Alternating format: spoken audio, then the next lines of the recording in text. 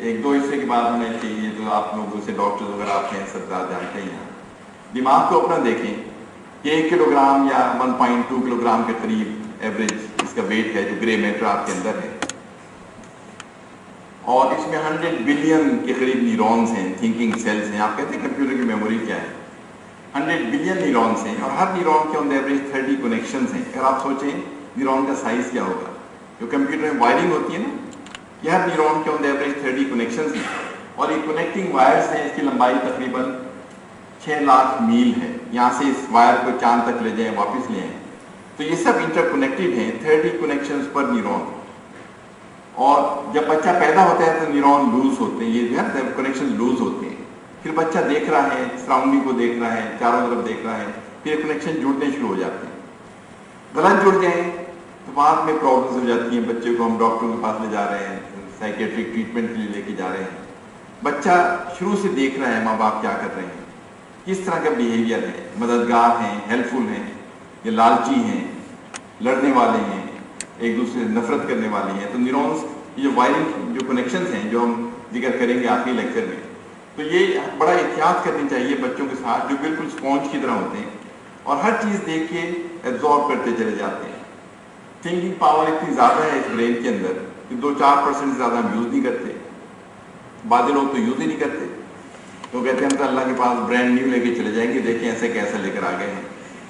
बातें मिसयूज़ करते हैं, गलत यूज़ करते हैं, वो शैतान हैं, डेवल्स हैं। वो बातें ठीक यूज़ करते हैं, जैसे अल्लाह ने बताया ये करो ये ना करो, ये तुम्हारे सामने सीरत है। और वो जो ठीक कर रहे हैं वो फरिश्तों से बेहतर है, जो गलत कर रहे हैं वो शैतान है, और जो नहीं कर रहे हैं वो जानवर है। जानवरों का भी दिमाग होता है, लेकिन उनकी कैपेबिलिटी क्या होती है, खाया पिया, टक्कर मारी, सो गए। हम में से बात लोग यही करते हैं, लड़ना झगड़ना, दूसरों को बुरा भला कहना, फिर सो जाना, खाया पिया। तो जो नहीं कर रहे इस्तेमाल वो जानवर हैं, कुछ फरिश्तों से बेहतर है, अल्लाह की स्पेशल मखलूक हैं, और कुछ बदतरीन मखलूक जो शैतान, जो डेवल्स हैं, जो अपने ब्रेन को गलत यूज़ कर रहे हैं। तो ये अल्लाह ने आपको फ्री छोड़ दिया कि ये आपके पास कुरान है, ये सीरत है, ये आपने कैपेबिलिटी दे दी है, आप कैसे इस्तेमाल कर रहे हैं अपनी जो कैपेबिलिटीज अल्लाह ने आपको दी है। इसमें देखें यहाँ पे, फिर अगर आप देखें ना कि जो इतने इंसान बन जाएं जितने कायनात में जर्रे हैं, फिर भी 2 इंसान एक जैसे नहीं होंगे। जिन्होंने देखा ना कि अब ये रिक वेरल की किताब है, द पर्पस ड्रिवन लाइफ के नाम से, ये काफ़ी टीवी पे भी आते हैं दूसरे कंट्रीज में। तो उन्होंने लिखा कि जो DNA की कम्बिनेशन है, परम्यूटेशन कम्बिनेशन, 2 इंसान कभी एक जैसे नहीं होंगे। मतलब आपके उनका थंब इम्प्रेशन देखें, उंगलियों के निशान देखें, उनके आई इम्प्रेशन देखें, उनके बोलने का आवाज़ देखें, तो अल्लाह ताला ने फिर इस तरह किया कम्बिनेशन परम्यूटेशन के 2 इंसान कभी भी एग्जैक्टली आइडेंटिकल नहीं होंगे। उनकी दिल की धड़कन, इलेक्ट्रोकार्डियोग्राम देखें तो उसमें भी आइडेंटिकल नहीं होंगे, ज़रा सा फर्क कहीं ना कहीं होगा। तो फिर अल्लाह ने हर चीज़, मतलब आप जितने भी इंसान आते चले जाएं, कभी भी 2 एक जैसे नहीं होंगे। ये एक और किताब है जो एक विक्टर फ्रैंकल हैं, जो मेडिकल डॉक्टर थे और एक कंसंट्रेशन कैंप में 6-7 साल रहे, फिर उसके बाद वहाँ से निकले, उन्होंने किताबें लिखी, सर्वेस किया कि कौन लोग खुश हैं, कौन नाखुश हैं। इन्होंने भी ये कहा कि 2 बंदों की किस्मत भी एक जैसी नहीं है। जैसे ना कि 2 बंदे एक जैसे नहीं बनाया अल्लाह ने, मतलब हर बंदा, आप पैदा एक ख़ास जगह होंगे, माँ बाप आपके एक हैं, हर एक के साथ इवेंट्स मुख्तलिफ होंगे, तो 2 लोग एक जैसे नहीं हैं, 2 की किस्मत एक जैसी नहीं है, हर एक की अल्लाह ने मुख्तलिफ हैपनिंग्स बनाई हैं। और हमें कभी ये नहीं कहना चाहिए काश मुझे ये मिलता। हर एक को अल्लाह ने अपनी अपनी चीज़ें दी हैं। जो सबर शुगर की बात है ना, जो लोग सबर शुगर करते हैं, जो मुझे मिला मैं उसमें बेहतरीन अपना परफॉर्मेंस दूंगा, और मैं ये नहीं सोचूंगा मैं काश वैसा होता, काश ऐसा होता। अल्लाह ने जो बनाया है और रिस्पॉन्सिबिलिटी जो आपको दी है वो आपने करनी है कि नो सिचुएशन रिपीट इटसेल्फ। जो एक दफ़ा वाकया हो गया, आपने कैसे हैंडल किया। देखिए, जो आपके साथ हो रहा है ना, आपका कंट्रोल नहीं है उस पर। क्या होगा, कौन आपको टॉर्चर करेगा, कौन तंग करेगा, नाइंसाफियाँ होंगी, जो हो रहा है उस पर कंट्रोल आपका नहीं है। वो तो आजमाइशें आप पे आ रही हैं, कैसे आप बिहेव कर रहे हैं वो आपके कंट्रोल में है। अल्लाह ताला डिफरेंट हैपनिंग्स आपके साथ करता है, फिर देखता है कि आपका बिहेवियर क्या है, सबर शुक्र का है, या आप परेशान हो जाते हैं, मेरे साथ ही होना था, उसके साथ क्यों नहीं हुआ, ऐसा क्यों नहीं हुआ। तो what is happening to you, you have no control. हमें वरी नहीं करना चाहिए, हमें ہمیں وری یہ کرنا ہمارا بیہیویئر ٹھیک ہے یا نہیں ہے. اور صبر اور شکر یہ جو چیزیں ہیں اس سے بڑی کوئی چیزیں نہیں ہیں. اگر آپ میں وہ چیز آ جائے تو کبھی پریشانی نہیں ہوتی کہ اللہ بعضوں کو دے کر آزما رہا ہے, بعضوں کو نہ دے کر آزما رہا ہے. اور اگر آپ صبر شکر کر رہے ہیں, جس میں ایک قرآن شریف میں ہر چیز کا نا 7 گنا 70 گنا 700 گنا ریوارڈ ہے, لیکن صبر شکر کا انگنت ریوارڈ ہے کہ اس کا تو اللہ تعالیٰ انگنت آپ کو دے گا اگر آپ میں صبر شکر جیسی چیز آ جائے. جس میں ایک چھوٹی سی جو آپ کو ذرا سا بہت سیریس چہرے لگ رہے ہیں, تھوڑا سا میں ذرا سا ایک قصہ سنا کے, ایک صاحب کا قصہ ہے یہ کہ جو میں نے کئی دفعہ سنایا بھی ہوگا آپ کو اپنے سے پوچھ کو, کہ ایک صاحب تھے, ان کے اعمال اچھے نہیں تھے, کردار اچھا نہیں تھا, شکل صورت بھی واجبی تھی, وہ تو اللہ کی بنائی بھی ہوتی ہے. بیوی اتفاق سے انہیں بڑی خوبصورت مل گئی تھیں, اعمال بہت اچھے تھے, اللہ والی تھیں.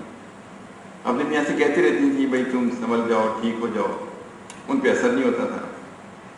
تو ایک دن کہنے لگیں کہ میرا خیال ہے ہم دونوں جنت میں جائیں گے.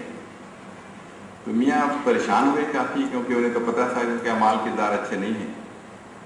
کہنے لگے آپ کو کیسے اندازہ ہوا, مطلب آپ تو اللہ والی ہیں, آپ تو کچھ ٹھیک ہی بات کر رہی ہوں گی.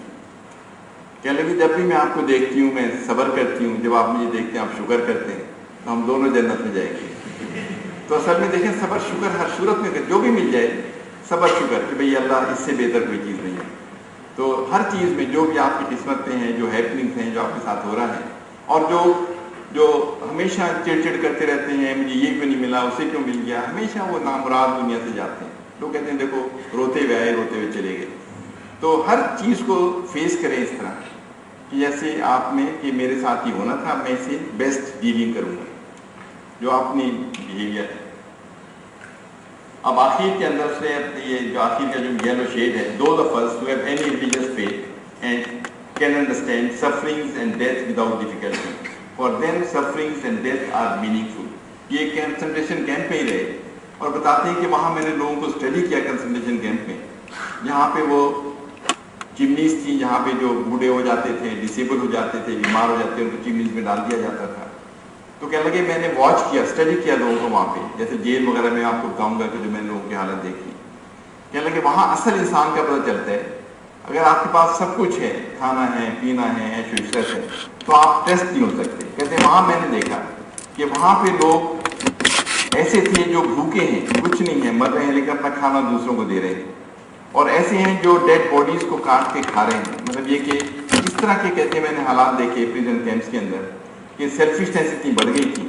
لیکن وہاں بھی ایسے لوگ تھے جو اللہ والے لوگ نظر آتے تھے, جو ہیلپ فل تھے, مدد کر رہے تھے, خود بھوکے تھے اور وہ دے رہے تھے. اور کہتے ہیں جب میں نے اسٹڈی کیا تو انہیں فیتھ مطلب کوئی نہ کوئی ریلیجن کو فالو کر رہے تھے, اور اللہ پہ یقین تھا کہ جو ہمارے ساتھ ہو رہی آزمائش ہے یہ ہماری قسمت کا حصہ ہے, اور اللہ دیکھ رہا ہے کہ ان حالات میں ہم کیسا بیہیو کر رہے ہیں. تو جو ہمارے ساتھ جو آگے ملک کے حالات بن رہے ہیں, جو لگ رہا ہے کہ خدا نخواستہ بہت زیادہ برے نہ ہوں, تو ایک تو اعمال ابھی سے ٹھیک کرنے کی بات ہے, اور اگر برے حالات آ جائیں تو انہیں ٹھیک کیسے کرنا ہے, اس میں ہمارا بیہیویئر کیا ہوگا. تو یہ وہی لوگ خوش رہ سکتے ہیں جن کو فیتھ ہے. اور یہ اس نے پوری کتاب کے اندر یہ لکھا کہ میں نے وہاں کنسنٹریشن کیمپ میں ہی دیکھا کہ جب تک آپ کو کوئی چیز نہیں ہے فال بیک اپون, جب تک کوئی سہارا آپ کا نہیں ہے, بہت مضبوط سہارا نہیں ہے جو اللہ سے مضبوط کس کا ہو سکتا ہے, تو آپ کو ہر جگہ پریشانیاں آئیں گی لائف میں. اچھا, انہوں نے پھر ایک جو یہ میڈیکل کانفرنس کی میں بات کنٹینیو کر رہا ہوں, انہوں نے یہ کرا کہ جو ہم کہتے ہیں نا کوئی چیز کیا خود بخود بن گئی یا کوئی بنانے والا ہے. آج کل نیٹ پہ آپ جائیں تو انٹیلیجنٹ ڈیزائن کے نام سے ایک پروگرام آ رہا ہے کہ انسان خود نہیں بنا, اس کا کوئی بنانے والا ہے. اور اب یونیورسٹیز میں, امریکن یونیورسٹیز میں وہ کہہ رہے ہیں کہ اس کی ڈارون تھیوری کے بجائے اب یہ پڑھایا جائے کہ انسان خود نہیں بنا, اس کا کوئی بنانے والا ہے. انہوں نے یہ جو اسٹیٹسٹکس میں انہوں نے کہا کہ اگر کوئی چیز خود نہیں بن سکتی, اگر اس کے بننے کا چانس 1 in 10⁻50 سے کم ہو, ایک کے ساتھ 50 زیرو لگا دیں, ہم کہتے ہیں نا ایک چانس 1 کروڑ میں, ایک چانس 1 ٹریلین میں, تو وہ کہتے ہیں اگر ایک چانس 1 in 10⁻50 ہو کسی چیز کے ہونے کا, تو ہم کہتے ہیں یہ چیز خود نہیں بن سکتی, اسے کوئی بنانے والا ہوگا.